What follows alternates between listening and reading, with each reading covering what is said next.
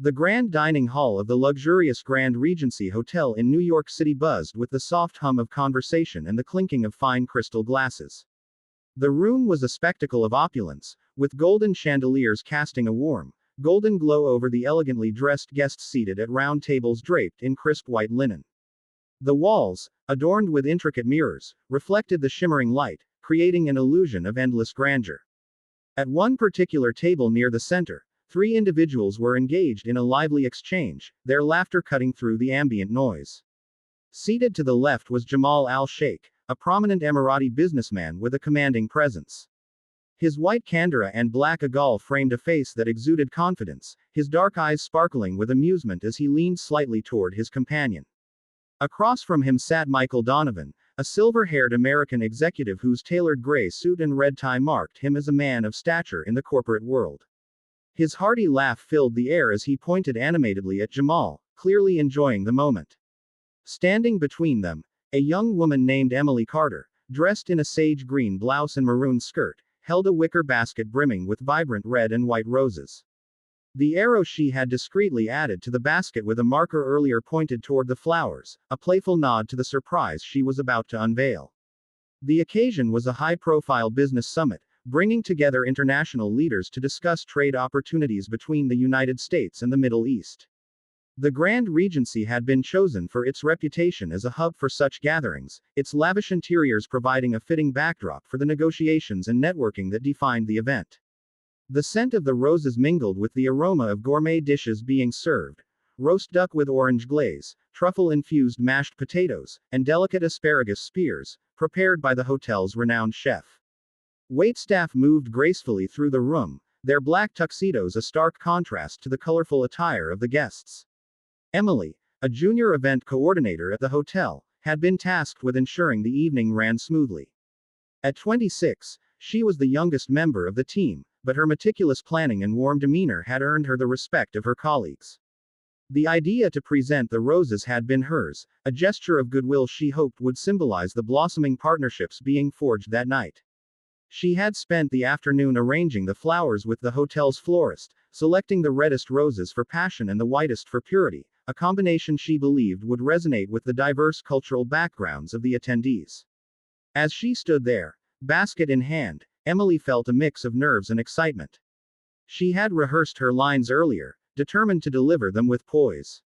"Gentlemen," she began, her voice steady despite the flutter in her chest, "on behalf of the Grand Regency, I'd like to present you with these roses as a token of our appreciation for your presence and the important work you're doing here tonight." She inclined the basket slightly, the arrow drawing Jamal's and Michael's attention to the blooms. Jamal's lips curved into a smile as he reached for the basket, his fingers brushing the soft petals. "This is a lovely gesture, Emily," he said, his accent rich and warm.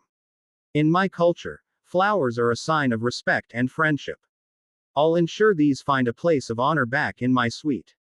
He glanced at Michael, who nodded in agreement, his laughter subsiding into a grin. "Absolutely," Michael chimed in, adjusting his tie.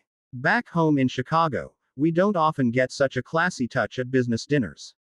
You've outdone yourself, young lady. These roses will look great on my desk when I get back. Remind me of this deal we're hashing out." His tone was jovial, but there was a keen edge to it, hinting at the negotiations to come. The deal in question was a multi-million-dollar partnership between Jamal's energy conglomerate and Michael's tech firm, aimed at developing sustainable energy solutions for urban centers. The summit had been months in the making, with both men traveling across continents to finalize the agreement. Tonight's dinner was the culmination of those efforts, a chance to seal the deal over fine wine and good company. The roses, in Emily's mind, were the perfect punctuation to the evening's diplomacy. As Emily stepped back to allow the waitstaff to serve the next course, she observed the dynamic between the two men. Jamal's calm demeanor contrasted with Michael's animated gestures, yet they seemed to complement each other. Their conversation shifted to the technicalities of the project: solar panel efficiency, battery storage innovations, and government incentives, topics that were as foreign to Emily as the Arabic phrases she occasionally overheard from Jamal's side of the table. She made a mental note to research renewable energy later. Working at the Grand Regency exposed her to a world of knowledge she was eager to explore. The room around them continued its lively dance. A group of investors from Texas laughed loudly at a table nearby, their cowboy hats a stark contrast to the formal attire. A delegation from Japan, seated closer to the stage, engaged in quiet discussion, their translators scribbling notes. The diversity of the crowd was a testament to the global reach of the summit, and Emily felt a swell of pride knowing she had contributed, however small, to its success. As the main course arrived, Emily moved to the side, her role shifting from presenter to observer. She watched as Jamal and Michael clinked their glasses of Cabernet Sauvignon, toasting to their future collaboration. The red wine caught the chandelier light, casting ruby reflections across the table. Jamal spoke of his vision for a greener Dubai, while Michael countered with ideas for retrofitting American cities. Their dialogue was a blend of ambition and pragmatism, each man bringing his own perspective to the table. Emily's thoughts drifted to her own aspirations. She had moved to New York from a small town in Ohio 2 years ago, drawn by the promise of opportunity. The Grand Regency had been her first big break, and she had climbed the ranks from intern to coordinator with relentless determination. Tonight felt like a milestone, a moment where her efforts were recognized not just by her superiors but by the international guests she served. Yet, she couldn't shake the feeling that this was just the beginning. Perhaps one day, she mused, she'd be the one negotiating deals at such tables, her own basket of roses in hand.